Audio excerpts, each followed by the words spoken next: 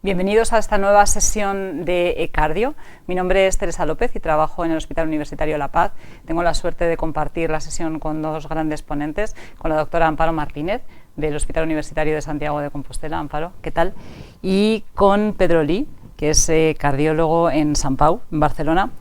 El tema de nuestra presentación es estenosis aórtica severa, papel del ecocardiograma en la toma de decisiones. Sin embargo, no vamos a hablar solamente de ecocardiografía, en el fondo vamos a hablar de imagen multimodalidad, y a lo largo de las tres ponencias que vais a poder escuchar vamos a tratar de revisar cuáles son los criterios más importantes para el diagnóstico y la monitorización de los pacientes con estenosis aórtica. Recordaros a todos que hay habilitado un chat en el que, por favor, nos podéis mandar todas las preguntas que queráis. Trataremos de resolverlas de la forma más precisa posible al final de las tres presentaciones. Y sin más, para no perder tiempo, os introduzco a la primera presentación: criterios ecocardiográficos clásicos en la valoración de la estenosis aórtica severa. Amparo. Bueno, buenas tardes. Vamos a revisar, como ha dicho Teresa, los criterios ecocardiográficos clásicos, porque sabéis que la estenosis aórtica es la principal enfermedad valvular en el mundo occidental y en nuestro medio. La ecocardiografía es la herramienta diagnóstica clave para la valoración de la estenosis aórtica y es la técnica de imagen no invasiva recomendada por la Sociedad Europea y Americana de Cardiología en sus guías de valvulopatías. Es por ello que las sociedades de ecocardiografía americana y europea establecen unas recomendaciones de cómo hay que medir las estenosis valvulares en 2009 y las actualizan de forma específica para la estenosis aórtica en 2017, con el fin de que los parámetros que midamos para estimar el grado de estenosis aórtica que tengamos sean unos parámetros sólidos y reproducibles en todos los laboratorios. De este modo, ellos recomiendan, por un lado, una serie de parámetros, de medidas a realizar de forma usual en todos los pacientes que tienen una estenosis aórtica, nivel de recomendación 1, otras que podemos utilizar cuando queramos aportar alguna información adicional, nivel de recomendación 2, y otras que no recomiendan utilizar de forma rutinaria.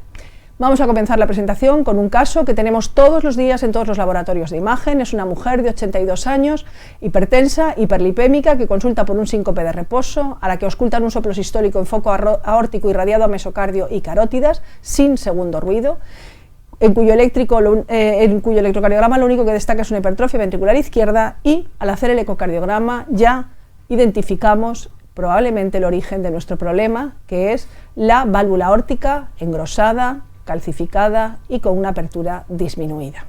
Esto es lo que nos dicen las guías, que tenemos en primer lugar que valorar dónde está el origen de esa estenosis, si en la válvula, por encima de la misma o por debajo. Es decir, la estenosis valvular, subvalvular o supravalvular. Sabemos todos que la causa más frecuente en el mundo occidental es la estenosis aórtica degenerativa, válvulas trivalvas, calcificadas, que cuando nos llegan los pacientes en la situación de esta enferma, con esa edad, en la mayor parte de las ocasiones, como se pueden ver en estos vídeos, no es fácil identificar si la válvula es bi o trivalva, si es una etiología reumática o es degenerativa, aunque con esta edad lo más probable es que sea degenerativa.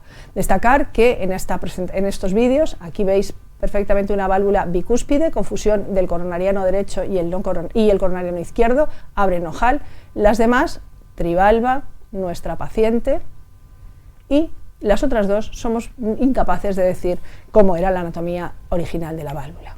Pero el origen está en la válvula, a diferencia de este paciente en el que, como vemos en el vídeo de abajo a la izquierda, el origen del flujo turbulento está en un rodete subaórtico y la válvula abre perfectamente. Por tanto, fundamental determinar dónde está el origen de esa obstrucción. ¿Y cuánto de severa es esta obstrucción que vemos? Las guías nos recomiendan tres parámetros: pico de velocidad, gradiente medio transvalvular aórtico y medida del área valvular aórtica por ecuación de continuidad. La velocidad máxima transvalvular es fundamental medirla en todos los planos que podamos hacerlo. Apical 4, 3, 5 cámaras, y en nuestra paciente, como veis, la estenosis es claramente severa, con una velocidad máxima por encima de 5 metros. Es importante en pacientes en los que tengamos seguridad de que la estenosis aórtica es severa, que exploremos todos los planos. Veis este enfermo que no conseguíamos un gradiente, una velocidad máxima alta y sin embargo en el plano parasternal derecho se consigue. No olvidemos este pequeño detalle. Y, importante, la morfología de la curva. La estenosis aórtica tiene una morfología elipsoide, ¿sí?, como una parábola, y no una morfología con un pico terminal muy telesistólico que corresponde a gradientes dinámicos, subvalvulares. Segundo parámetro a medir, el gradiente medio transvalvular aórtico. Estamos midiendo la diferencia de presiones entre el ventrículo y la aorta. Utilizamos la ecuación modificada de Bernoulli y es importante recoger bien el registro de Doppler continuo en todos los planos que podamos, como he comentado antes. ¿Y por qué es importante? Porque hay un parámetro en las guías que nos dice que si pasa de un determinado valor vamos a tener que tener actitudes terapéuticas diferentes en estos pacientes. En nuestra paciente el gradiente medio estaba en torno a 107, el punto de corte para severidad está en 40. Muy importante dibujar bien la curva que registremos de Doppler y no como se hace en este registro en el que se está sobreestimando la velocidad aórtica. Con el gradiente medio, como digo, medimos la diferencia de presión entre la presión en el ventrículo izquierdo y la presión en la aorta y utilizamos para ello velocidades, la medida del promedio de las velocidades a lo largo de toda la sístole. No coincide, si es lo que coincide el gradiente medio con el gradiente pico-pico que se mide en hemodinámica, a diferencia del gradiente máximo que mediríamos aquí. Por último, el área valvular aórtica por ecuación de continuidad que precisa 3 parámetros. Medir con Doppler pulsado el registro en el tracto de salida, Doppler continuo a través de la válvula aórtica y el área del tracto de salida de ventrículo izquierdo. Probablemente los mayores errores al medir el área valvular aórtica los cometemos al medir el área en el tracto de salida de ventrículo izquierdo. ¿Por qué? Al medirlo, aquí, medimos el diámetro de ese tracto de salida. Es importante que la medida la realicemos en el mismo punto en el que después vamos a colocar el pulsado para medir la velocidad en el tracto de salida y así poder utilizar la fórmula de la ecuación de continuidad. ¿Cuál es el problema? Que cualquier medida que realicemos aquí, en el tracto de salida de diámetro, vamos a elevarla al cuadrado cuando utilicemos la fórmula para calcular el área. Primera fuente de errores. Segunda fuente de errores, el tracto de salida no es exactamente circular, como luego nos dirá el doctor Lee, es más bien elipsoide y estamos aquí también cometiendo un pequeño error al medirlo. Pero el área de valvular aórtica por ecuación de continuidad es un parámetro sólido que ha demostrado tener valor pronóstico, clínico en los pacientes y por tanto tiene mucho papel en la valoración del área valvular aórtica. El punto de corte de severidad está en 1 centímetro cuadrado y hay que destacar que lo que estamos midiendo, y tener en cuenta esto, es el área efectiva transvalvular aórtica, porque no es lo mismo, como luego veremos, que el área anatómica. Estos son los datos de nuestra paciente. Punto de corte de severidad, 4 metros por segundo, mirad el de nuestra paciente. Punto de corte de gradiente medio para hablar de severidad, 40 milímetros de mercurio. Punto de corte área valvular aórtica, 1 centímetro cuadrado. Área valvular indexada, 0,6 centímetros cuadrados por metro cuadrado. Estos son los datos de nuestra enferma. Y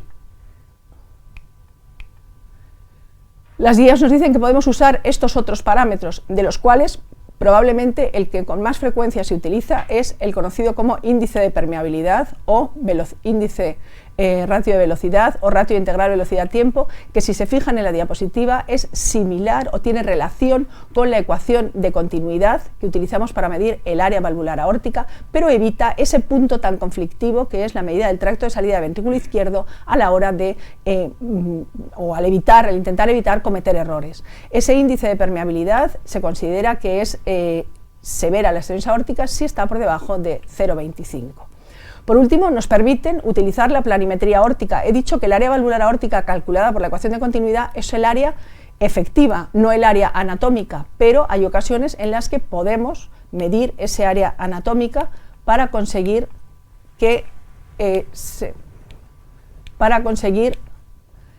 saber el área de nuestros pacientes o si nos quedan dudas por otros motivos. Lo ideal es hacerlo en ecotransesofágico y el problema fundamental es que las válvulas muy calcificadas van a reverberar mucho ese calcio, nos va a producir errores en la medida. Si podemos, lo ideal es hacerlo por la otra fórmula. Estos son los datos de nuestra enferma, como ven, un índice de permeabilidad de 0,15, un área valvular aórtica de 0,5. Y estos son los límites que ya he comentado para decir que una válvula tiene una estenosis aórtica severa.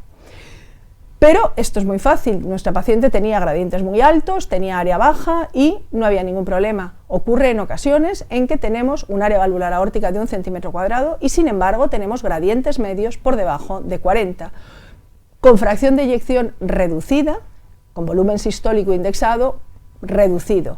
Es decir, ventrículos con poca fuerza que nos da una estenosis aórtica severa aunque no tienen gradiente suficiente. En estos casos nos podemos plantear una duda y es, ¿este corazón es incapaz, este ventrículo, de empujar la válvula aórtica y por eso nos parece que es severa?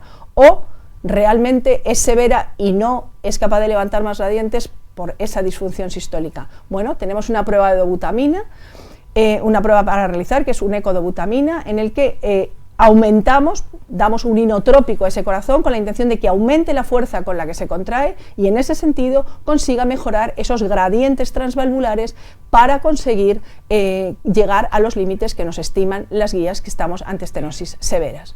Decir que siempre hay que confirmar que si aumentamos el gradiente no mejoramos el área, es decir, no aumentamos el área, siempre tenemos que permanecer con áreas por debajo de 1 centímetro cuadrado y es importante confirmar también con este test que la capacidad contráctil del ventrículo izquierdo mejora con la dobutamina, lo cual implica que somos capaces de mejorar esa contractilidad del ventrículo una vez que le quitemos esa estenosis aórtica que se la está dificultando. Tiene valor pronóstico en este sentido. Y este es un caso de nuestro centro, de un paciente con una disfunción sistólica severa que medíamos una estenosis aórtica con datos de severidad en cuanto a área valvular aórtica, pero que no nos daba gradientes en rangos. Se le hizo un ecodobutamina con el que mejora discretamente la función ventricular, aunque dentro de los rangos que nos dicen las guías. El área valvular aórtica inicial era de 0,9, pasó tras la dobutamina, medimos 0,7 y los gradientes ven cómo aumentan, de tal modo que el gradiente medio originalmente estaba en torno a 20 milímetros de mercurio, lo pasamos en torno a 35 con la dobutamina, es decir, estábamos ante una estenosis aórtica severa. En relación con esto, se publica en Circulation el año pasado este artículo en el que revisa este tipo de estenosis aórtica y nos recomienda realizar este test de dobutamina y tener una actitud invasiva en cuanto al tratamiento de estos pacientes, dado que claramente van a mejorar si ha mejorado la función contráctil del ventrículo izquierdo. Si no lo hace así, nos dice que cuidado, que hay que ver en todos aquellos que no mejora por encima de 40 milímetros de mercurio el gradiente transvalvular aórtico, porque los beneficios todavía no están claros y para ello hay un ensayo clínico en marcha. Una última posibilidad es que encontremos estenosis aórticas, de las que después nos hablará más en detalle el Dr. Lee, en las que tenemos un gradiente bajo, un área valvular aórtica por debajo de 1 centímetro cuadrado, gradiente por debajo de 40 y también un volumen sistólico bajo pero con fracción de eyección conservada. Son pacientes que tienen en principio ventrículos hipertróficos, son pacientes en general añosos que van a tener lo que llamamos una estenosis aórtica con un bajo gradiente paradójico. Hay que tener cuidado, como se comenta en este artículo, con estos enfermos porque muchos de ellos desarrollan la hipertrofia ventricular izquierda antes de tener una válvula aórtica tan estenosada como para producir esa hipertrofia. Es decir, la hipertrofia no es secundaria a la estenosis aórtica, sino previa a ella. Son pacientes en general mayores, añosos, como digo, con rigidez aórtica, que en muchos casos es la responsable de esa hipertrofia ventricular izquierda. Hay que saber diferenciar este grupo del grupo que realmente tiene esa estenosis aórtica y vamos a mejorar al quitar la válvula. ¿Por qué? Porque si no es esta la causa de su sintomatología, sino la rigidez de ese ventrículo, no vamos a mejorarles para nada e incluso podemos perjudicarles cuando les sustituyamos la válvula, si hay algún tipo de complicación tipo mínimos flujos regurgitantes que queden fugas periprotésicas, o si precisan un marcapasos que van a ser mal tolerados en un ventrículo tan rígido. Proponen diferentes técnicas para intentar diferenciar entre unos y otros, pero globalmente se basan en intentar bajar resistencias periféricas y, en relación con eso, ver si mejora la sintomatología del paciente. Por último, destacar que las guías recomiendan que se evalúe también la repercusión que la estenosis aórtica tiene en relación con las diferentes cavidades cardíacas, y para ello tenemos que medir el grado de hipertrofia ventricular izquierda, el tamaño de la aurícula izquierda, la función diastólica y la repercusión sobre cavidades derechas.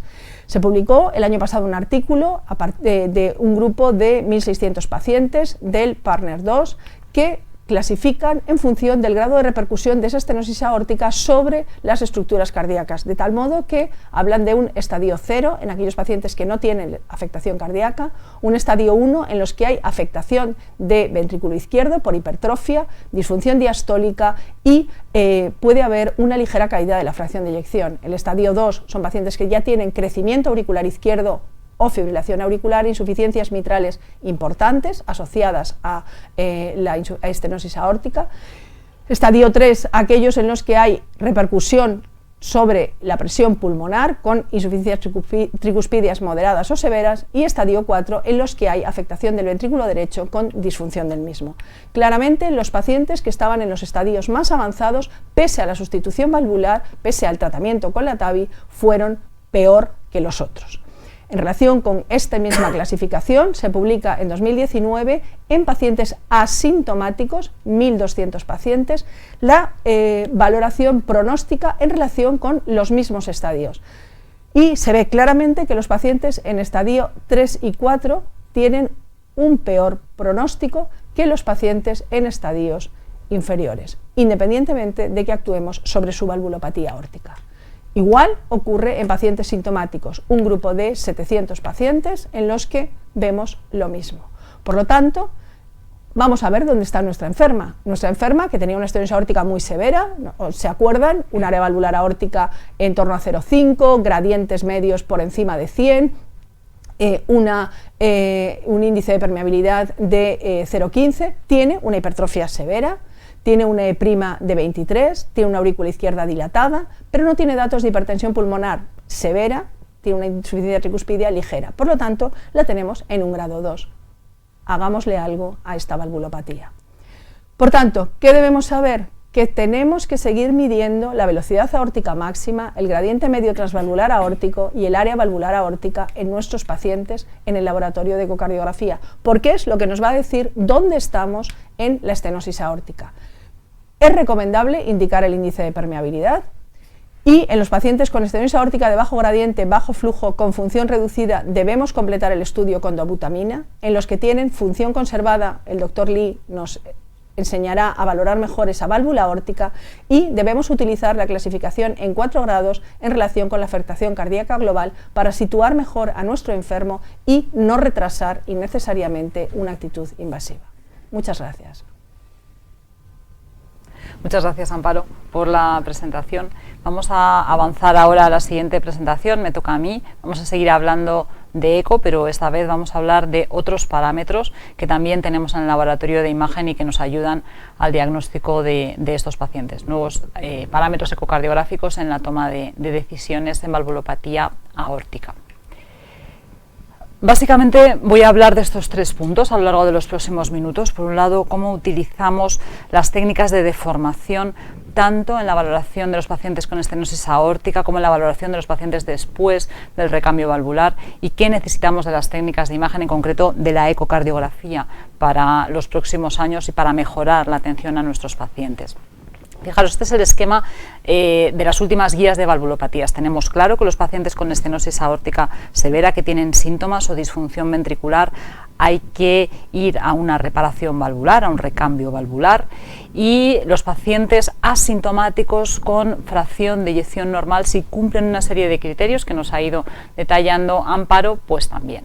Pero hay un punto clave en el que yo quiero fijar vuestra atención, y es que cuando las guías hablan de disfunción ventricular o de fracción de eyección, ponen un límite que es un poco arbitrario, que es el de 50%. Si yo tengo más de 50% y estoy asintomático, probablemente las guías no me recomiendan demasiadas cosas, salvo en apartados muy concretos, y tengo que tener menos de 50% para ir directamente a un intervencionismo sobre la válvula aórtica. Claro, cuando revisamos las series de pacientes con estenosis aórtica severa asintomáticos y clasificamos a estos pacientes en función de la fracción de eyección, veis que no es lo mismo tener una fracción de eyección de 50% o de 55% o más de 60%. Los pacientes que tienen menos de 60% de fracción de eyección tienen peor pronóstico que los pacientes que tienen más de 60% de fracción de eyección. Todas estas series, es verdad que hay que decir que la cuantificación de la fracción de eyección está basada únicamente en técnicas 2D y sabemos que la variabilidad de la técnica 2D a la hora de cuantificar tanto los volúmenes como la fracción de eyección está en torno al 10%. Probablemente si tenemos que basarnos en la fracción de eyección en un paciente valvular y queremos ser suficientemente reproducibles en el seguimiento para saber qué está pasando con nuestro paciente, tengamos que tratar de irnos a fracciones de eyección tridimensionales que van a ser más consistentes en el seguimiento de los pacientes. Otro de los problemas que hay con la fracción de eyección en pacientes con estenosis aórtica severa, sabéis que la fracción de eyección es un parámetro que es muy dependiente de las condiciones de carga y en concreto en pacientes con estenosis aórtica severa y con hipertrofia ventricular significativa secundaria a la estenosis aórtica, hay un aumento en el número de la fracción de eyección en relación con la severidad de la hipertrofia, es decir, a mayor hipertrofia ventricular, más sobreestimación de la fracción de eyección, lo cual también puede ser en ocasiones un poco confuso y hace que necesitemos otros parámetros para ayudarnos a saber si esa estenosis aórtica está teniendo un impacto o no en la función de nuestro miocardio. Este sería un poco el paciente con una estenosis aórtica severa, cómo va cambiando el músculo cardíaco a lo largo del tiempo. La primera adaptación es una hipertrofia ventricular, esa hipertrofia ventricular da lugar a un proceso de fibrosis que a la larga produce un remodelado negativo y disfunción ventricular. ¿Qué nos ofrecen las técnicas de deformación? Bueno, las técnicas de deformación, primero sabéis que los nuevos software que tenemos ahora disponibles lo que nos permiten es ser mucho más reproducibles y mucho más automáticos y lo que nos van a dar es una información acerca del impacto que tiene la estenosis aórtica en el miocardio, porque al final la estenosis aórtica no es una enfermedad de 3 velos valvulares, es una enfermedad que afecta en su conjunto al corazón y de hecho ha comentado ya Amparo que no solamente es importante tener en cuenta los parámetros de estenosis aórtica o los parámetros de función ventricular izquierda, sino que hay otra serie de parámetros auriculares, de ventrículo derecho, de hipertensión pulmonar, biomarcadores, técnicas de resonancia que van a tener una relación directa con el pronóstico de estos pacientes.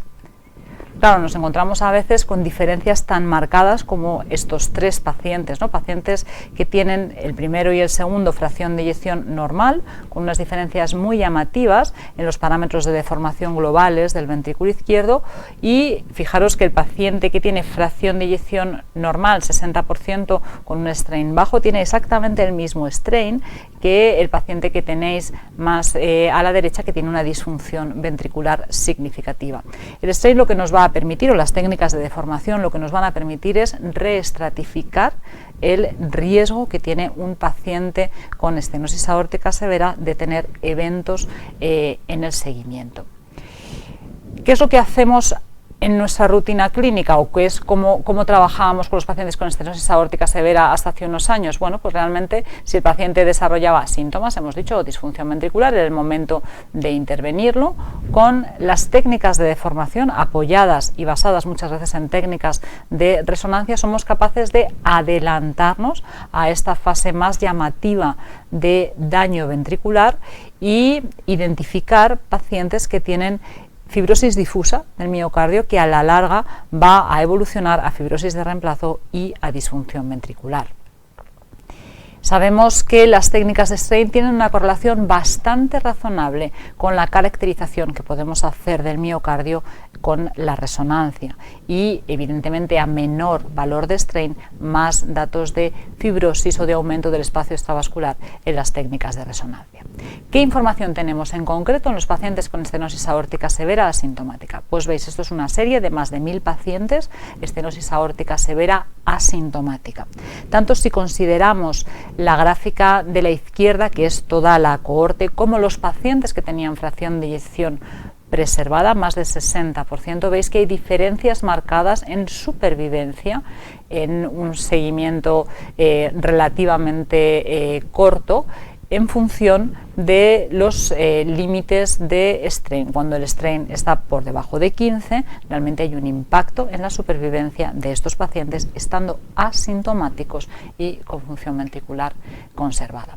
Y a raíz un poco de este estudio que os he presentado y de otros muchos que realmente no tenemos tiempo para comentar, aparece publicado hace menos de un año este esquema que lo propone el grupo de Tom Marwick, que sabéis que es uno de los grupos más potentes en el desarrollo de las técnicas de deformación, en el que lo que nos dicen es, bueno, si yo tengo un paciente con disfunción ventricular y estenosis aórtica, independientemente de que tenga o no síntomas, hay que intentar solucionar el problema de la estenosis aórtica. Si la fracción de eyección está preservada, es el momento de utilizar las técnicas de deformación para decidir a qué paciente tengo que operar o a qué paciente tengo que ver con más frecuencia de la habitual porque está en riesgo de desarrollar disfunción ventricular de forma precoz. Hay algún intento para ver si el strain regional, es decir, no solamente analizar el global de la deformación longitudinal del ventrículo, sino por capas o incluso por segmentos, puede darnos un poco más de información. Yo creo que estos datos todavía son bastante preliminares, no son consistentes a la hora de utilizarlos en práctica clínica y de hecho hay muchas diferencias en los strain por capas o en los strain regionales entre los diferentes vendors, lo cual hace que sea una técnica que todavía no es suficientemente consistente, pero sí que parece, en general, que hay una afectación más precoz de las fibras endocárdicas que de las fibras epicárdicas en pacientes con estenosis aórtica severa, lo cual, bueno, pues corresponde un poco a la afectación de la deformación en casi todas las valvulopatías y miocardiopatías. ¿Qué ocurre después? Es decir, si un paciente hemos tomado la decisión de intervenir, ponerle una TAVI o someterlo a una cirugía de reemplazo valvular aórtico por una estenosis aórtica severa, ¿qué información nos dan las técnicas de deformación? Bueno, pues hay un momento en el que la fibrosis o el daño del músculo cardíaco es reversible y un momento en el que no. Y probablemente el strain, o si somos capaces de ajustar bien el momento de la cirugía, vamos a ver qué pacientes van a mejorar sus parámetros de deformación después de la cirugía y por tanto van a tener mejor pronóstico. No es que haya una gran cantidad de información a este respecto, pero si los pacientes se operan en un momento razonable y no demasiado tarde, se ve una mejoría marcada tanto de la deformación longitudinal como de la deformación circunferencial en un seguimiento relativamente corto, con menos de 3 meses después de la cirugía. Y este es, bueno, pues uno de los artículos que probablemente sea más llamativo en este sentido. No son demasiados pacientes, pero es un estudio multicéntrico de 10 centros europeos de pacientes que se someten a implante de CoreValve o de Lotus y tienen un protocolo bastante estricto de eco antes de poner la prótesis, inmediatamente después de ponerla y en el seguimiento al año. ¿Qué es lo que ven estos autores? Bueno, pues hay una serie de predictores que van a hacer, que se pueden relacionar con mejoría en los parámetros de deformación en la primera visita, es decir, justo antes de dar de alta al paciente y después también a largo plazo, y son estos pacientes los que mejora el strain de forma inmediata después del implante de la prótesis, los que van a tener menor riesgo de eventos en el seguimiento. ¿Qué nos trae el futuro? Bueno, pues el futuro necesitamos un poco más de información todavía de las técnicas de deformación. Sabemos que cuando un paciente se interviene con una disfunción ventricular ligera o moderada, se hace un reemplazo valvular aórtico, se le pone una TAVI. Si la fracción de eyección mejora en un seguimiento más o menos corto, el pronóstico cardiovascular de ese paciente es mucho mejor.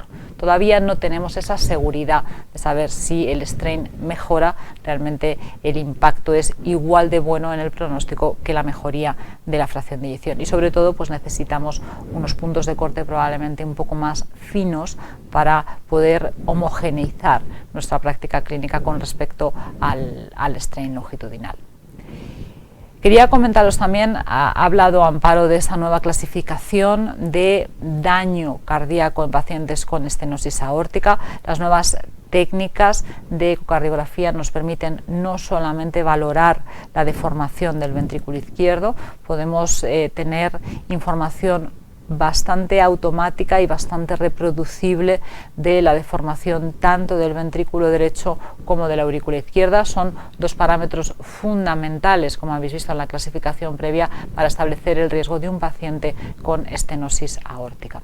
¿Qué información tenemos del ventrículo derecho? Pues del strain no demasiada, indirectamente de la deformación longitudinal del ventrículo derecho utilizando el TAPSE. Sabemos que en pacientes con estenosis aórtica severa manejados de forma conservadora inicialmente, o aquellos que se operan de forma precoz, el TAPSE marca diferencias importantes en el pronóstico, y realmente todos los subgrupos de pacientes con peor función derecha van a tener peor pronóstico y más eventos cardiovasculares en el seguimiento. Este probablemente es uno de los artículos más relevantes con respecto al impacto del strain de ventrículo derecho, y es que pacientes que, aunque estén con estenosis aórtica severa, aquellos que tienen un strain de ventrículo derecho por debajo de los límites normales tienen mayor mortalidad en un seguimiento pues no demasiado largo, a un año de seguimiento. El strain de la aurícula izquierda, desde mi punto de vista, luego lo podemos comentar en la discusión, es un poco más difícil de aplicar en el día a día. Veis que hay distintos puntos de corte para el strain de la aurícula izquierda, la fase de reservorio, la fase de conducto, la fase de contracción. No tenemos demasiado estandarizado su uso, pero sí que es verdad que el pico de strain longitudinal sí que se ha relacionado con más riesgo de insuficiencia cardíaca, incluso con fracción de eyección preservada en pacientes con estenosis aórtica severa. Y veis aquí, este es un estudio un poquito más pequeño, pacientes con estenosis aórtica severa y estenosis aórtica moderada, un seguimiento a 30 meses. En la curva número B veis las diferencias en el pronóstico en función del strain del ventrículo izquierdo, y en la C las diferencias en pronóstico en función del strain pico de la aurícula. Esta sería un poco la diapositiva que resume los conceptos que hemos estado hablando tanto Amparo como yo. Tenemos pacientes en los que está muy claro qué es lo que hay que hacer.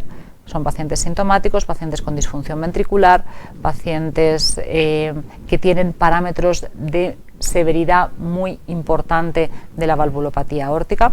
Cuando eso no es así, realmente tenemos que seguir cubriendo etapas en el diagnóstico de los pacientes. No nos podemos quedar con un blanco negro de esto es normal o anormal. Tenemos que intentar indagar y utilizar todas las herramientas que nos aportan las técnicas de imagen de eco de estrés, con dobutamina o con ejercicio, los parámetros de deformación, los parámetros de hipertensión pulmonar, los parámetros auriculares, porque es la única forma en la que realmente vamos a ser capaces de identificar qué pacientes van a necesitar una cirugía relativamente precoz. Y estas serían mis conclusiones. Tenemos que pensar en la estenosis aórtica como una enfermedad no solamente de la válvula, sino también del miocardio. Por eso hacen falta equipos multidisciplinares, hacen falta clínicas valvulares para manejar a estos pacientes. Y realmente las técnicas de deformación creo que tienen que formar parte sí o sí de la valoración estándar de los pacientes con estenosis aórtica, y tenemos técnicas pues muy prometedoras con respecto a la valoración de la función del ventrículo derecho y la aurícula izquierda para completar la valoración de nuestros pacientes. Pues nada, muchas gracias por atender esta presentación. Vamos a seguir avanzando. Seguimos hablando de estenosis aórtica, esta vez de técnicas multimodalidad. Pedro, cuando quieras. Muchas gracias, Teresa. Realmente excelente la charla. A ver, ahora que se cargue la siguiente. Muy bien. Yo os hablaré del papel de la imagen multimodal en la valoración de la estenosis aórtica de bajo gradiente y bajo flujo. Un poco he intentado orientar la charla a conceptos, a datos un poco básicos para conseguir entender un poco mejor esta patología. Entonces, ¿de qué estamos hablando con estenosis aórtica de bajo gradiente? Un poco con lo que ha comentado también Amparo, la clasificación de la estenosis aórtica. Ya conocemos que nos basamos o identificamos básicamente parámetros de área valvular aórtica, en genérica, o área valvular aórtica indexada, que estos son los puntos de corte, por encima del centímetro cuadrado no es severa, y gradientes, ¿no? El gradiente Doppler a partir de la válvula aórtica, un gradiente medio por debajo de 40 milímetros de mercurio. Estamos hablando del grupo de estenosis aórticas moderadas o ligeras. Las estenosis aórticas severas de alto gradiente las consideramos cuando tanto los parámetros de área como los parámetros de gradiente cuadran, ¿no? Tenemos áreas valvulares reducidas por debajo del centímetro cuadrado y por debajo de 0,6 centímetros cuadrados por metro cuadrado cuando las indexamos, y el gradiente medio está alto, está por encima de los 40 milímetros de mercurio. Por lo tanto, la pregunta de qué estamos hablando de estenosis aórtica de bajo gradiente es aquel grupo de pacientes en los cuales no cuadra las áreas valvulares con los gradientes medios que le toca. Es decir, tenemos áreas valvulares reducidas por debajo del centímetro cuadrado con gradientes medios también reducidos. ¿Y esto por qué puede ser? ¿No? ¿Y esto qué implica? Esta parte es importante porque realmente es lo que refleja toda la multimodalidad de imagen que puede precisar el diagnóstico y la confirmación de estas medidas. Como ha comentado Amparo, la base del cálculo del área valvular aórtica es la ecuación de continuidad. Esto se basa pues, en el diámetro del tracto ciliar ventrículo izquierdo, y a partir de ese diámetro se calcula un área. Por lo tanto, tenemos que intentar corroborar, ¿no? Fijarnos que las diferentes medidas sean lo más exactas posibles, y para eso utilizamos diferentes métodos de imagen.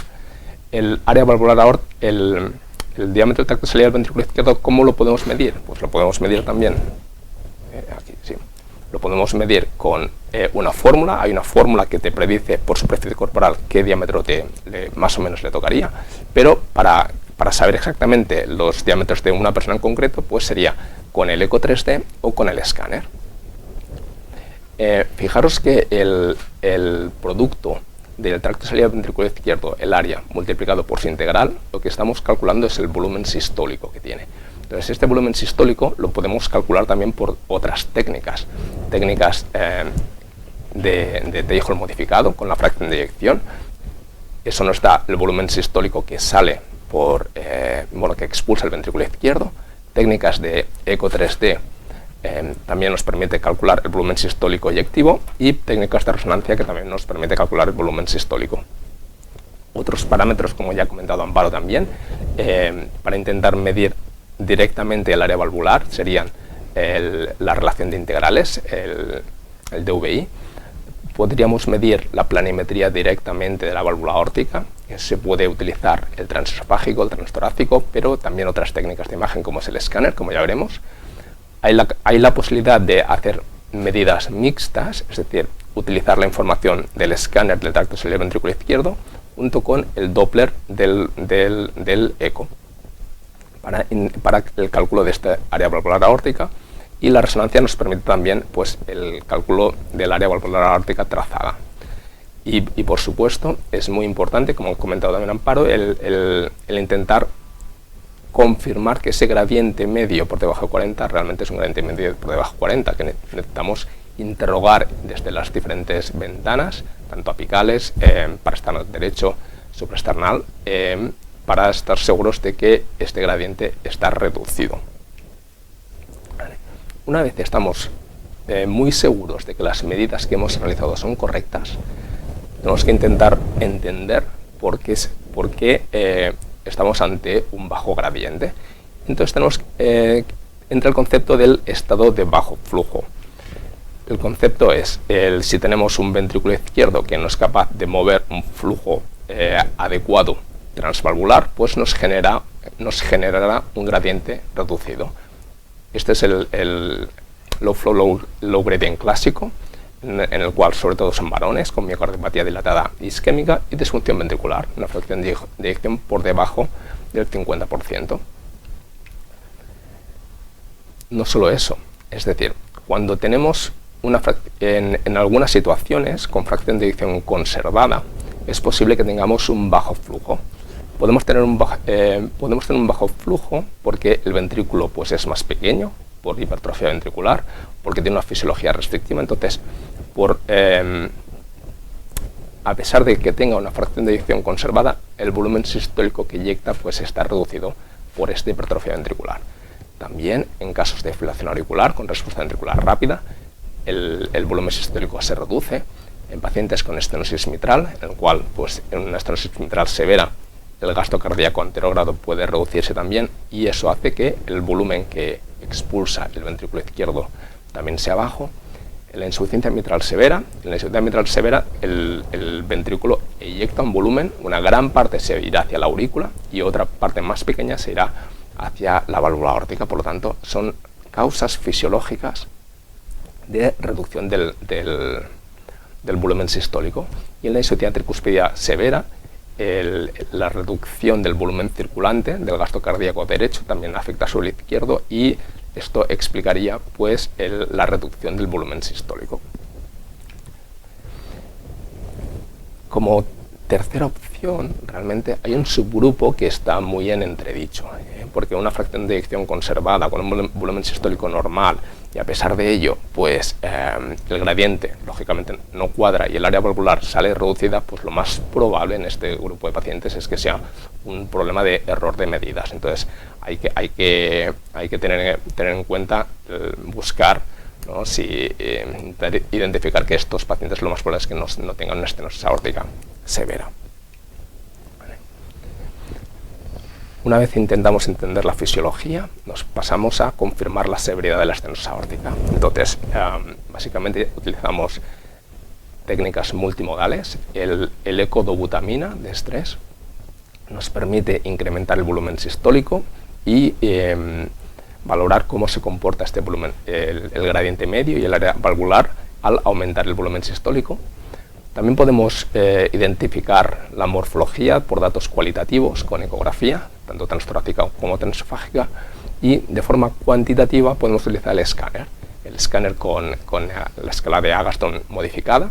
Es un escáner sincronizado sin contraste, pues tenemos unos puntos de corte a partir de los cuales podemos sospechar estenosis aórtica severa.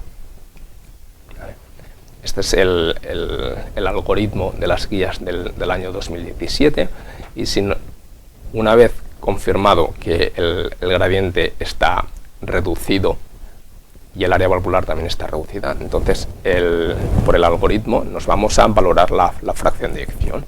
Una fracción de eyección reducida pues nos decantaría más hacia una ecografía de butamina y confirmar así si se trata de una estenosis aórtica severa de verdad o es una pseudo severa que en realidad es una estenosis moderada, ¿no? Y como último factor, último campo, estaría el score de calcio. Entonces, para intentar integrar toda esta información, presento un caso clínico. Es un caso clínico de un varón de 82 años con una disnea clase 3. Es una disnea clase 3 que tiene muchas posibilidades, ¿no? Muchas causas. Es decir, es un fumador severo con 82 años. Es un EPOC GOLD 3, que es un reagudizador frecuente, ha tenido varios ingresos. Además, pues tiene una enfermedad renal crónica que está en hemodiálisis por su nefropatía diabética y tiene una anemia multifactorial que ha necesitado varias transfusiones. De causas de la anemia, pues ya se han valorado una hernia de hiato, una diverticulosis, angiodisplasias. Bueno, es un varón de 82 años que funcionalmente pues está bien. Entonces es un poco el reto diagnóstico para intentar identificar cuál es la causa de esta disnea. Estamos hablando de estenosis aórtica, por lo tanto el eco sugiere estenosis aórtica. Tenemos una ventana como las del día a día,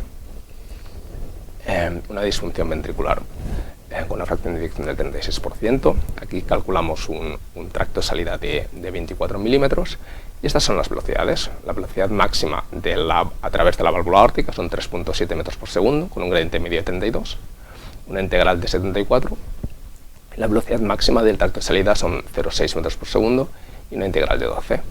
Si hacemos todos los cálculos que tocan, pues estamos hablando de un área valvular aórtica de 0,78 centímetros cuadrados, una indexada de 0,4, todo esto acorde con estenosis aórtica severa, pero tenemos un volumen sistólico reducido en consonancia con la fracción de eyección reducida, que está por debajo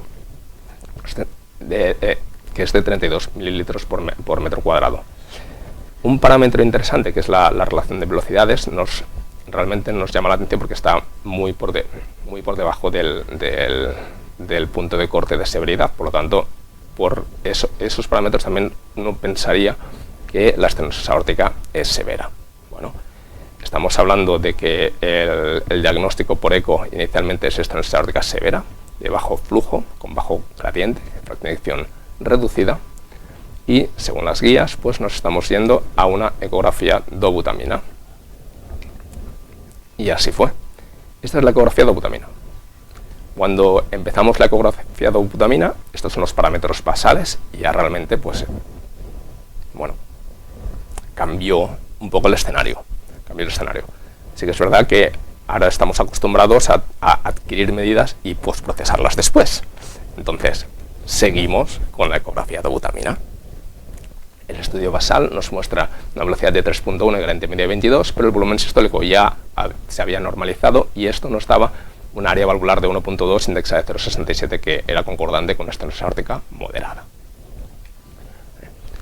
¿Qué pasó con dobutamina? Llegamos a 20 microgramos, la velocidad máxima aumentó hasta 4.4, el gradiente medio hasta 41, el volumen sistólico en consonancia también aumentó hasta 65 mililitros por metro cuadrado y el área se mantuvo igual. Era un poco lo que esperábamos. Vale, perfecto. Estamos en una estenosis aórtica moderada por eco, pero cosas de circuitos. Una vez se activa circuito de estenosis aórtica severa, pues se piden varias pruebas para confirmar, incluso para orientarnos hacia un tratamiento concreto, que es una TAVI. Entonces, a pesar de que ya estamos en esta situación, bueno, en realidad estamos en la situación previa de estenosis aórtica moderada directamente, pues el hecho de que se hiciera un escáner nos aportó más información. ¿Por qué? ¿Qué tenemos? Por un lado, tenemos el calcio score, la calcificación valvular aórtica. Recordemos que es un varón, el punto de corte es por debajo de 1600, para considerar que la estenosis aórtica es improbable que sea severa, y en este caso pues era de 1259 unidades a Paston. Bueno, el interés de la multimodalidad para intentar chequear que todos los datos que estamos tomando son correctos. Entonces, el escáner también nos permitía hacer un análisis funcional. Podemos hacer una reconstrucción que llamamos en 4D, porque es 3D en el tiempo. Podemos ver cómo se abre la válvula aórtica, está ligeramente calcificada, vemos. El área valvular, la cúspide no coronárica es la que se abre un poquito más, y desde aquí podemos hacer un trazado. Y estamos trazando alrededor de 1.37 centímetros cuadrados, por lo tanto, concuerda bastante con el score de calcio y concuerda bastante con la ecodobutamina. Y además, la capacidad, el análisis volumétrico de la fracción de eyección que nos permite el escáner también nos da un volumen sistólico. Por lo tanto, estamos utilizando el escáner para confirmar las diferentes medidas e intentar tener un feedback, ¿no? Intentar mantener un control de cuáles son nuestros errores y ser lo más exactos posibles. Entonces, aquí nos marcaba una fracción de eyección del 40%, hemos dicho que el área valvular planimetrada era de 1.4 y el volumen sistólico que calculamos por volumetría del escáner también era conservado de 48 mililitros por metro cuadrado. ¿Vale? Por lo tanto por ecografía como por escáner concuerdan estos datos de estenosis aórtica moderada con fracción de eyección reducida. ¿Vale? El escáner, además, recordemos que tiene una disfunción ventricular, es un paciente con factores de riesgo, y bueno, se utilizó para completar el estudio de esta miocardiopatía, que no es isquémica tiene aterosclerosis coronaria, pero no tenía lesiones severas. Y entonces mis mensajes básicamente son estos, que la estenosis aórtica de bajo flujo, bajo gradiente es un gran reto diagnóstico y que la combinación de datos por diferentes técnicas de imagen es clave para llegar al diagnóstico más probable. Las diferentes técnicas nos permiten chequear, ¿no? Intentar aprender nosotros de dónde están nuestros errores y bueno, ser lo más precisos posibles. Muchas gracias. Muchas gracias, Pedro, por la presentación. La verdad es que, bueno, enhorabuena, porque creo que las presentaciones han sido muy claras, ¿no? Y el hecho de que tengan casos clínicos, pues yo creo que ha ayudado bastante. De hecho, han surgido varias preguntas que no van en concreto para ninguna de las tres presentaciones que hemos tenido y que me gustaría que las comentáramos todos mientras, vamos, os animo a que seguís mandando preguntas, ¿no? Hay varias preguntas que son bastante concretas y yo creo que vamos a intentar dar unas respuestas que realmente sean claras, ¿no? Lo que nosotros haríamos con estos pacientes, porque muchas veces las guías no son demasiado precisas en algunos escenarios, pero el paciente está ahí y tú tienes que solucionar al paciente aunque las guías no sean precisas, no lo puedes mandar con la duda a su casa, ¿no? Pacientes con estenosis aórtica severa, ¿en qué pacientes hacéis ergometría sistemáticamente? Si es que hay algún paciente en el que hacéis sistemáticamente ergometría. En mi centro estamos haciendo ergometría en los pacientes más ancianos que no consigues identificar claramente si están sintomáticos o no, fundamentalmente porque atribuyen sus síntomas a su edad. Es decir, ellos consideran que hacen una vida normal para la edad que tienen. Les haces una ergometría y ves que realmente tienen muy reducida su capacidad funcional. Un poco para centrarnos nosotros dónde estamos y para que ellos sean conscientes de esa realidad. Si la estenosis aórtica tiene unos gradientes muy altos, obviamente no lo hacemos, pero en estos casos en los que están con gradientes ligeramente por encima de 40 de medio, áreas valvulares en 0,9, 0,8, sí lo estamos haciendo. Sí, sí, totalmente de acuerdo. En aquellos pacientes que en principio parece que estén asintomáticos, combinas la ergometría con un BNP, analítica, sí, un poco para monitorizar realmente que estén asintomáticos. Sí, es verdad que hay veces que es difícil, ¿no? Lo que tú comentabas, ¿no? Hay pacientes que poco a poco van minimizando síntomas, ¿no? Sobre todo en pacientes mayores y a veces es difícil saber, ¿no? Hay otra pregunta que está muy relacionada con esto y es un paciente con una estenosis aórtica, aunque yo creo que ahí la respuesta desde mi punto de vista es más clara. Estenosis aórtica asintomática con una fracción de eyección 45%. Así como límite. Hombre, si no tienes otras causas que justifiquen esa fracción de eyección. En realidad, tendría muchas dudas. Sí, en nuestro centro habitualmente en estos casos hacemos resonancia, intentamos saber caracterización tisular, a ver si hay alguna otra causa, algún tipo de patrón de RACE que nos sugiera la causa de la disfunción ventricular, pero si no, pues adelante. Pues adelante, ¿no? Sí, sí. Claro que sí, yo creo que sí que cuando o sea, quiero decir, hay veces que tienes dudas, incluso con fracciones de eyección un poco límites, ¿no? 50, sí, 55, que no sabes muy bien, pero yo creo que si la fracción de eyección está por debajo del 50% y no tienes una causa previa de disfunción ventricular, incluso teniéndola, a lo mejor también es el momento, si la estenosis aórtica es severa, de evitar, ¿no? más sobrecarga ventricular. Es verdad que el tema de la ergometría y de las indicaciones da que hablar a raíz de los comentarios que hemos hecho. Estenosis aórtica severa asintomática, BNP normal, ergometría sí o no, como para seguir estratificando, es decir, nos fiamos lo suficiente del BNP para decir que el paciente, si dice que está asintomático y tiene un BNP normal, realmente está asintomático. Hombre, si el paciente dice que está asintomático, es un paciente que activo, sí, que te cuenta que hace cosas, ¿no? Es decir, no es el típico señor mayor que no hace mucha cosa, que sale, o sea, da el paseíto y poco más, pero si te cuenta que está, yo vivo en Galicia y en Galicia es muy de, está plantando unas patatas o plantando un tal, obviamente no le vas a hacer una ergometría, en esos pacientes, ¿no? Sí. Bueno, no sé, realmente podemos, al final, como esto no está, no hay una directriz concreta, no hay una directriz concreta, aquí podemos discrepar realmente. Yo creo que la prueba de esfuerzo, el hecho de utilizarla, vas a aprender sobre ella. Entonces, la ausencia, ¿no? El vacío de información que tenemos lo conseguiremos con el día a día, y en aquellos pacientes considero que es bastante seguro hacer una prueba de esfuerzo. Por lo tanto, esa información adicional que podemos conseguir, quizás a partir de allí una prueba de esfuerzo incluso con un consumo de gases, mirar a ver parámetros ¿no? de la prueba de esfuerzo que nos indiquen una cirugía precoz o un intervencionismo precoz sobre esta valvulopatía. Yo creo que has tocado un punto que es súper importante, y es que hay veces que utilizamos pruebas adicionales en pacientes complejos y luego a veces no sabemos qué hacer con los resultados, ¿no? Es verdad, ¿no? Sí, o sea, quiero decir que eso aplica para todo, ¿no? Pasa. Utilizamos todos los días el gradiente aórtico y tenemos más o menos confianza en saber si has cogido el gradiente bien o si realmente es mala ventana lo que tiene el paciente y a lo mejor es más severo de lo que estás cogiendo, ¿no? Pero el utilizar las pruebas en un poco de forma sistemática en algunos pacientes es importante para coger experiencia, Sí. ¿no?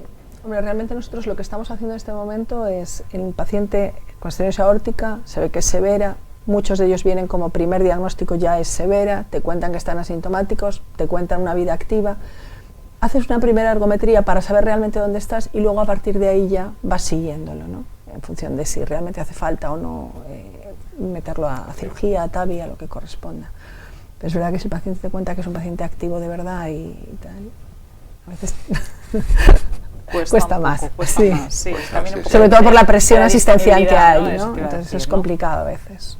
Es a veces el tema. Yo creo que el tema este de utilizar las nuevas tecnologías aplica bastante también al eco, ¿no? Porque el eco transesofágico tridimensional yo creo que nos puede dar una clave importante en pacientes con datos discordantes, igual que has comentado el score de calcio, ¿no? Y a lo mejor nosotros en nuestra experiencia utilizamos más estas técnicas que la dobutamina. Nos da a veces más información, quiero decir, porque tú tienes una dobutamina y no aumenta el gasto cardíaco, eso ocurre, y te quedas igual. Te quedas igual. Te quedas igual. Vas al eco transesofágico. Vas al eco y es verdad que bueno, la dobutamina yo creo que es una prueba también muy segura en estos pacientes, te da mucha información funcional, pero sí, hombre, la dobutamina tiene la ventaja de que a mayores te va a dar esa reserva contráctil del ventrículo que, bueno, también te puede ayudar a tomar una decisión. Pero sin reserva contráctil igual. Pero si no la tienes, sí, bueno, también lo operas. Sí, en este sentido, el eco transesofágico, ¿qué es lo que vas a buscar exactamente? Vas a mirar la válvula como está, vas a intentar trazar un área valvular con todas las limitaciones que tiene una estenosis aórtica calcificada. Entonces, el área valvular, si los parámetros de ecuación de continuidad están bien calculados, más o menos será la misma. Sí, porque el volumen sistólico estará reducido. Sí, está claro. Puedes tener diferencias en la medida del tracto de salida, ¿no? O sea, hay pacientes... Esa es la diferencia fundamental. Que ahí hay una diferencia importante. Para confirmar a nivel del tracto de salida, sí, pero el área valvular, si más o menos la causa de la reducción del área valvular es porque el volumen sistólico está reducido, si no somos capaces de aumentar el volumen sistólico, no veo dónde puede aportar el eco transesofágico en este sentido. Por eso, para mí es más importante hacer un calcio, que nos dará más información sobre otros parámetros que el transesofágico para planimetría. No, me está claro que yo creo que el score de calcio es una herramienta. No tengo tan claro que los límites que marcan las guías de calcio sean los que hay que usar, ¿no? Porque realmente están un poco etiquetados esos límites para pacientes con estenosis aórtica severa que cumple todos los criterios. Totalmente de acuerdo. ¿no? Totalmente de acuerdo. Pacientes ¿no? con otro tipo de estenosis así un poco más en el límite. Sí, por un lado las estenosis aórticas de bajo flujo, bajo gradiente, ya automáticamente tienen calcificaciones más bajas, automáticamente ya. Claro. Y incluso en los diferentes trabajos que intentan sentar estos puntos de corte, ya allí se ve la diferencia. Entonces, incluso cuando cumplen luego todos los criterios de dobutamina no sé qué, o sea, que cuando ya estás convencido de que tiene una estenosis aórtica, ¿no? Sí, entonces sí que es verdad que es complicado, porque nosotros al principio no hacíamos score de calcio, porque al final es una adquisición más y en principio es un poco más de degradación. ¿Qué pasa? Cuando empezamos a mirar el grado de calcificación valvular, por otros parámetros, como es medidas volumétricas del calcio a partir del escáner, nos dimos cuenta que no había correlación entre el volumen de calcio que teníamos y el área valvular aórtica. Entonces, era romper mucho con lo que estaban marcando un poco las guías. Este último año hemos intentado recoger de forma prospectiva estos pacientes con estenosis aórtica que van para TAVI, les hacemos sistemáticamente a todos un score de calcio y entonces, bueno, nos ha permitido aprender sobre esto. Lo que nos damos cuenta es que no es una relación lineal, es una relación logarítmica, por lo tanto, hay una zona que realmente es muy difícil de separar los pacientes. Yeah. Por eso, sí, score de calcio, pero intentamos combinarlo, ¿no?, con todas las posibilidades que nos ofrece el escáner, como es el área valvular por un lado y el volumen sistólico por el otro lado. Pero estoy totalmente de acuerdo contigo que no es un punto de corte y ya está. Hay una zona gris, ¿no? O sea, Sí. sigues teniendo una zona gris en la que realmente tienes que apoyarte en la multimodalidad para poder llegar, ¿no?, a una conclusión más Sí, o porque menos. si estás por debajo de está claro, si estás por encima de está claro, pero en esa zona gris yo creo que necesitas la dobutamina o otras técnicas para poder... Cambiando un poco de tema, acerca de la nueva clasificación que has presentado, ¿no?, de estenosis aórtica en estadios, ¿creéis que realmente en nuestra práctica clínica indicamos las TAVIs o las cirugías aórticas basándonos en parámetros más allá de lo que son estrictamente valvulares o de ventrículo izquierdo? Sabe la fascinación. Sí. O sea, quiero decir, paciente que desarrolla hipertensión pulmonar o paciente pero que no cumple a lo mejor otros parámetros, o ¿cómo creéis que esta clasificación ha impactado en nuestro día a día? Hay varias preguntas al respecto. En principio no ha impactado en nuestro día a día, pero es bien cierto que es difícil entender un paciente que tenga una hipertensión pulmonar importante y que no tenga síntomas. Es decir, estos pacientes que están en un estadio 3, yo creo que es imposible que no tengan síntomas. Con lo cual, realmente lo que sí te puede cambiar es en estadios más incipientes, ¿no? Estadio 1, estadio 2 incluso, puede ser que tengas alguna duda un poquito más sin mandarlos a operar o no, y quizá en esos estadios es en los que deberíamos replantearnos que impactase, ¿no? Pero en los más avanzados yo creo que ya lo estábamos haciendo. Ya. Sí, y en este sentido también yo creo que la indicación de cirugía de TAVI actualmente es un pronóstico de vida de más de un año. Claro. Entonces, claro, con esta clasificación tenemos que redefinir un poco si hay pacientes que no hay que hacer nada. Ya. No hay que hacer nada. Entonces, claro, son temas delicados. Porque no nos olvidemos que esta clasificación está hecha, el primer estudio es con pacientes que se les sustituyó la válvula, son pacientes del partner, y se ve que pese a eso su pronóstico es mucho peor. Es decir, ¿no?, hay que tener en cuenta también eso, que a lo mejor debería servirnos para no hacer, más que para hacer. Para hacer, exacto. Claro, probablemente esto engancha un poco con el concepto de las clínicas valvulares o de equipos multidisciplinares, ¿no?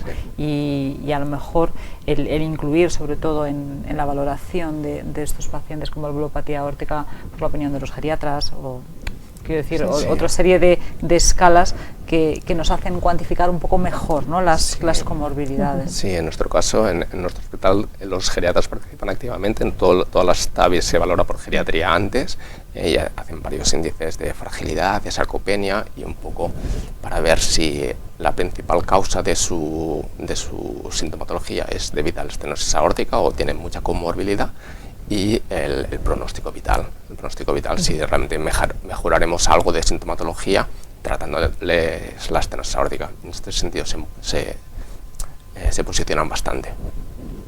Sí, la verdad es que nosotros también trabajamos bastante con los geriatras. Es verdad que la clave para resolver el paciente complejo no la tiene nadie, ¿no? No. De hecho, bueno, igual es un poco así de formación de a lo que yo también me dedico, ¿no? Pero los pacientes con cáncer nos plantean en este sentido bastantes retos, ¿no? Porque no es infrecuente, por ejemplo, estenosis aórtica, cáncer de colon, estenosis aórtica severa, asintomática, pero que se tiene que operar, y el anestesista dice que si tiene una estenosis aórtica severa que no le opera, y ese cáncer, aunque está activo, a lo mejor tiene un pronóstico vital de más de 3 años, ¿no?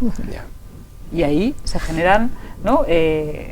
Bueno, pues muchas decisiones y muchas ocasiones se intervienen ¿no? pacientes o se les pone una TAVI con la intención de que se puedan tratar su cáncer cuando están asintomáticos y a lo mejor no nos habíamos planteado operarlos en ese momento, pero... Claro, pero es verdad, ¿no? O sea, que al final la necesidad un poco de trabajar en equipos multidisciplinares es importante.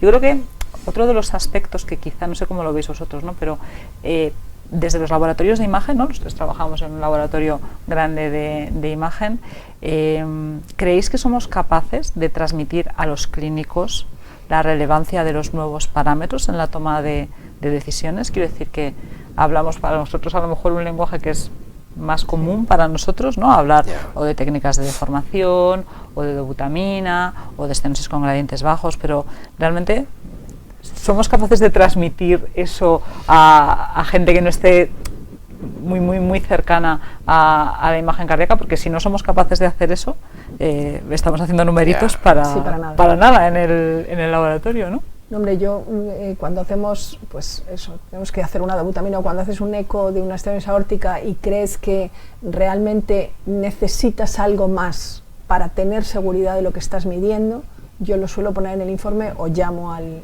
clínico responsable. Mira, creo que este paciente tiene una estenosis aórtica severa, pero no lo puedo confirmar con este ecocardiograma, le he repetido la medida, está bien hecho todo, pero no acabo de, pídele un eco de butamina, pídele un score de calcio. Bueno, en función de cada paciente decidimos cuál es la mejor técnica, pero sí que lo intentas, nosotros al menos sí intentamos transmitirlo o como conclusión así o vía teléfono.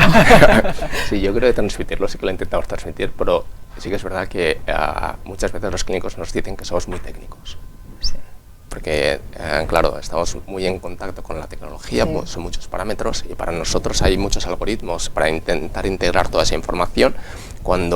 Cuando todo cuadra, decimos, tiene esto, perfecto, divino. Ya está. Sí. Pero cuando no cuadra, claro, es difícil transmitir esa duda al clínico y es que yo creo que al final tiene que ser una cosa compartida. El seguimiento de esos pacientes nos ayudará para saber exacto cuáles son los que se beneficiarían más, pero es complicado porque sí que es verdad que es una especialidad también muy técnica la nuestra. Sí, y vamos, yo no sé si os pasa, pero a veces pones esto, ¿no? Recomiendo que se realice tal prueba y, mira, haz lo que quieras, pero dime si es severa o no. Tiene. Exacto. Si el fallo cardíaco está en relación con eso, o si lo que cuenta... O sea, ellos quieren, y bueno, también es lo que tú dices, son muchos parámetros, muchas cosas a integrar y a veces les cuesta, ¿no? Luego nos cuesta transmitirlo adecuadamente. Probablemente está ahí. Bueno, estamos terminando el tiempo ya de la sesión. Queremos agradecer, por supuesto, a la organización de Cardio que nos haya invitado a los tres a hablar de estenosis aórtica. La verdad es que es un tema apasionante que genera mucha controversia en el día a día. Claramente las técnicas de imagen son un pilar en el diagnóstico y en la monitorización de estos pacientes y tenemos que ser capaces de utilizar todas las que sean necesarias en cada uno de los pacientes para llegar a un diagnóstico lo más preciso posible y que eso se traduzca en decisiones terapéuticas adecuadas, ¿no? Y los equipos multidisciplinares con cirujanos, hemodinamistas, geriatras, clínicos, ecocardiografistas o gente de imagen, pues van a ser, yo creo que la base, ¿no? Para que las decisiones sean correctas. Muchas gracias. Yo creo que ha sido una sesión muy interesante. Gracias a todos por escucharnos y esperamos que hayáis aprendido y hayáis disfrutado igual que nosotros.